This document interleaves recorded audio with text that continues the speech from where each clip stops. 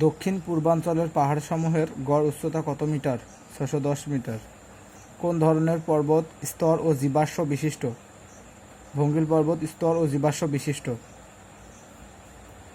ভূমিকম্পের ব্রহ্মপুত্র নদের ফলে গতিপথ পরিবর্তন হয়ে কোন নদীর সৃষ্টি হয়েছে? যমুনা নদীর সৃষ্টি হয়েছে। সুনামি কোন ভাষার শব্দ? সুনামি জাপানি ভাষার শব্দ।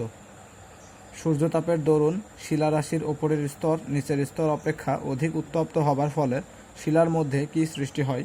পীড়নের সৃষ্টি হয়। বাংলাদেশের দীর্ঘতম, গভীরতম ও প্রশস্ততম অর্থাৎ অল ইন অল মানে সব কোন নদী? মেঘনা।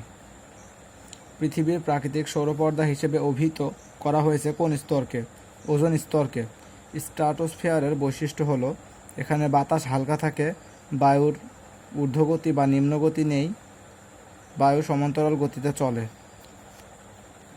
জলবায়ুর উপাদান কোনটি? তাপ। কোন প্রক্রিয়ার মাধ্যমে পানি ভূপৃষ্ঠে ফেরত আসে?